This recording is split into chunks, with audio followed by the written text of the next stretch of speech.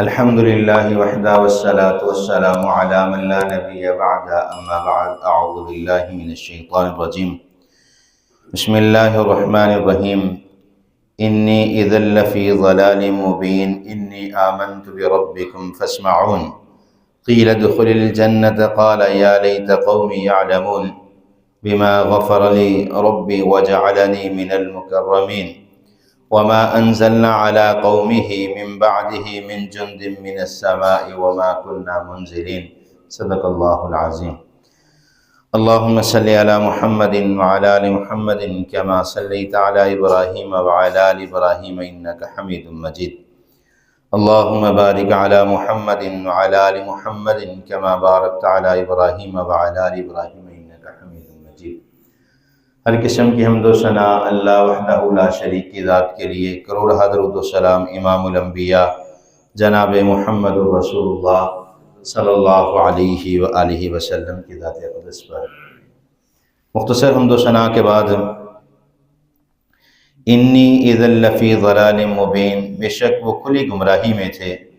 انی آمنت بربکم فاسمعون، بے شک میں ایمان لاتا ہوں اس رب کے ساتھ جس نے سنایا گیا۔ قیل ادخل الجنۃ، کہہ دیا گیا کہ داخل ہو جاؤ جنت میں۔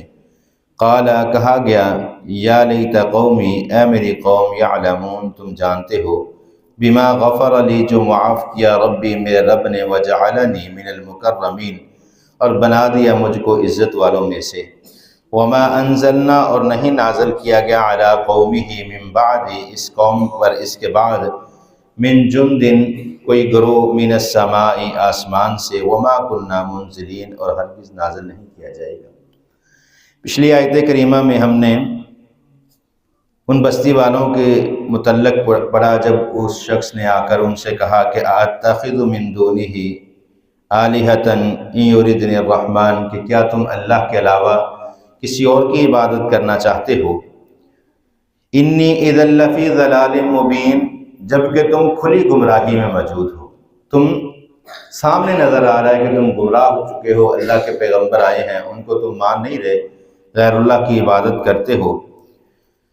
تو حافظ ابن کثیر رحمہ اللہ تفسیر ابن کثیر میں لکھتے ہیں، جب اس شخص نے ان سے یہ کہا کہ تم اللہ کے علاوہ غیروں کی عبادت کرتے ہو اور تم کھلی گمراہی میں ہو، تو ان لوگوں نے پکڑا اور مارنا شروع کر دیا۔ اتنا مارا اس کے پیٹ پر کھڑے ہو کے کودنے لگے، جس کی وجہ سے اس کی جو پیٹ کی آنتیں تھیں وہ پخانے کے راستے باہر آ گئیں۔ اس قدر اس پر تشدد کیا۔ انی آمنت بربکم فاسمعون، مسلسل یہ بات کہتا رہا کہ میں اس رب پر ایمان لے کر آیا ہوں جس نے تم پر انبیاء کو بھیجا ہے، میں اس رب پر ایمان لاتا ہوں جو میرا اور تمہارا رب ہے۔ توحید کو بیان کرتا رہا یہاں تک کہ اس کی موت کا وقت آ جاتا ہے، تکلیف کی وجہ سے اس کی شہادت ہو جاتی ہے۔ تو اللہ رب العالمین فرماتے ہیں قیل ادخل الجنۃ، کہ تم جنت میں داخل ہو جاؤ۔ موت سے قبل ہی جو ہے اس کا جنت میں محل رکھا دیا جاتا ہے۔ نبی مکرم صلی اللہ علیہ وسلم نے بھی جب توحید کی دعوت دی تو اسی طرح جو بتوں کے پجاری تھے وہ دشمن بن گئے، جو غیر اللہ کو ماننے والے تھے وہ توحید پرستوں کے مخالف ہو گئے۔ حضرت بلال حبشی رضی اللہ تعالی عنہ، ان کا قصہ معروف ہے، کس طرح حبشہ سے بکتے بکاتے مکہ پہنچے، امیہ نے خریدا، کس قدر ظلم کیا، ظلم کی وجہ کیا تھی کہ حضرت بلال حبشی رضی اللہ تعالی عنہ مسلمان ہو چکے تھے۔ عرب کے لڑکے حضرت بلال حبشی کے گلے میں رسی ڈال کر مکہ کی گلیوں میں گھسیٹتے، تپتی ہوئی ریت پر لٹا دیا جاتا، آگ کے انگاروں پر، کوئلوں پر لٹا کر اوپر جو ہے امیہ چکی کا پاٹ رکھتا، اوپر اپنا پاؤں رکھتا، کہتا کہ اب بھی اللہ کو چھوڑ دے، لات منات عزا کی عبادت کر لے۔ تو حضرت بلال حبشی کے جسم سے نکلنے والی چربی سے جو انگارے کوئلے جو ہیں وہ بجھ جاتے، لیکن حضرت بلال حبشی کی زبان سے ایک ہی لفظ نکلتا، اللہ احد، اللہ احد، اللہ اکیلا ہے، اس کا کوئی شریک نہیں ہے۔ تو حضرت ابوبکر صدیق رضی اللہ تعالی عنہ ایک دفعہ قریب سے گزرے اور کہنے لگے کہ بلال، آہستہ اللہ کا ذکر کر لیجئے، آپ کی تکلیف مجھ سے دیکھی نہیں جاتی۔ حضرت بلال حبشی رضی اللہ تعالی عنہ نے جو بات کہی، اگر سونے کے پانی سے اسے لکھ دیا جائے تو اس کا حق ادا نہیں ہوتا۔ حضرت بلال فرماتے ہیں ابو بکر کیا آپ مجھے یہ بات کہتے ہیں؟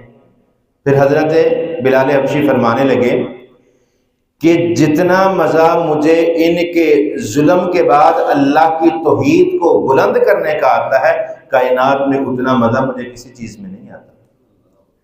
حضرت بلال حبشی فرماتے ہیں یہ تو ایک جان ہے، اگر اللہ لاکھوں جانیں مجھے عطا کرے، ہر جان اللہ کی توحید پر میں نچھاور کر دوں۔ پھر حضرت ابو بکر صدیق نے ان کو لے کر خرید کر امیہ سے تو آزاد کروا دیا۔ پھر جب ان کا سودا ہوا تو اس وقت بڑا پیارا مکالمہ ہوا۔ حضرت ابو بکر صدیق رضی اللہ تعالیٰ عنہ کے پاس پیسے موجود نہ تھے، تو حضرت ابو بکر نے اپنا خوبصورت گورے رنگ کا غلام جو ہے امیہ کو دیا۔ کہنے لگے امیہ تیرے ساتھ ایک سودا کرنا چاہتا ہوں، یہ میرا خوبصورت غلام ہے، یہ غلام لے لو۔ اور حضرت ابو بکر فرماتے ہیں بلال مجھے دے دو۔ امیہ کہنے لگا ابو بکر میں تو تجھے بڑا تجارتی سمجھتا تھا، بڑا کاروباری شخص سمجھتا تھا، تو نے بڑے گھاٹے کا سودا کیا، خوبصورت رنگ والا خوبصورت چمڑی والا غلام مجھے دے دیا اور کالے رنگ کی چمڑی والا غلام مجھ سے خرید رہے ہو۔ تو حضرت ابو بکر صدیق فرمانے لگے اے امیہ میرے غلام کا رنگ ضرور سفید ہے لیکن اس کا دل کالا ہے، تیرے غلام کا رنگ تو سیاہ ہے لیکن اس کا دل جو ہے وہ اللہ کی توحید سے منور ہو چکا ہے۔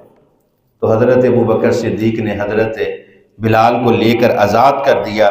پھر اللہ رب العالمین نے حضرت ابو بکر صدیق کو تو جو مقام اور مرتبہ دیا، حضرت بلال حبشی جب معراج کی رات نبی صلی اللہ علیہ وسلم جنت میں گئے تو آپ نے قدموں کی آہٹ سنی۔ جبرائیل امین سے پوچھا کس کے قدموں کی آہٹ ہے؟ فرمانے لگے کہ آپ کا صحابی، آپ کا غلام حضرت بلال حبشی رضی اللہ تعالیٰ عنہ ہیں، جو زمین پر چلتے ہیں تو قدموں کی آہٹ جو ہے وہ جنت میں سنائی دیتی ہے۔ قیامت والے دن جتنے مؤذن ہوں گے حضرت بلال حبشی کے جھنڈے کے نیچے ہوں گے۔ تو اس شخص نے حبیب نجار نے اللہ نے اس کا قرآن میں کیوں ذکر کیا، اس کو قرآن کی آیات میں کیوں اللہ نے ذکر کیا؟ کیونکہ اس نے اللہ کی توحید کی خاطر اپنی جان قربان کر دی۔ اور اللہ رب العالمین نے فرمایا قیل ادخل الجنۃ، جنت میں داخل ہو جاؤ۔ قال یا لیت قومی یعلمون، تو یہ شخص کہنے لگا کہ اے میری قوم تم جانتے ہو کہ اللہ نے مجھے جنت عطا فرما دی۔ کیسا عالم ہوگا کہ ایک طرف انسان کی روح نکل رہی ہو، ایک طرف تکلیف کی انتہا، آپ سوچئے کہ پخانے کے راستے آنتوں کا باہر نکل جانا، حافظ ابن کثیر لکھتے ہیں پیٹ کے اوپر کھڑے ہو کے چھلانگے لگانا، اور ادھر موت جان نکل رہی ہے، اللہ نے جنت کی بشارت دے دی، تو اور کہہ رہے ہیں کہ تمہیں کیا پتہ ہے کہ اللہ نے مجھے کیا بشارت دی ہے؟ اللہ نے مجھے جنت میں داخل کر دیا ہے۔ بما غفر لی ربی وجعلنی من المکرمین، اللہ رب العالمین نے اس کے گناہوں کو معاف کر دیا۔ بما غفر لی ربی، میرے رب نے میرے گناہوں کو معاف کر دیا۔ وجعلنی من المکرمین، اور جنت جو ہے وہ عزت والی عطا کی ہے، عزت والی جگہ پر اللہ رب العالمین نے بھیج دیا۔ وما انزلنا علی قومہ من بعدہ من جند من السماء وما كنا منزلین، اور اللہ رب العالمین فرماتے ہیں جب انہوں نے انبیاء کا قتل کر دیا، اس شخص کا قتل کر دیا، اور پھر اللہ نے آسمانوں کی طرف سے ان پر کوئی گروہ نہیں بھیجا، کوئی نبی نہیں بھیجا، کوئی ان کے لیے آسانی کے اسباب پیدا نہیں کیے۔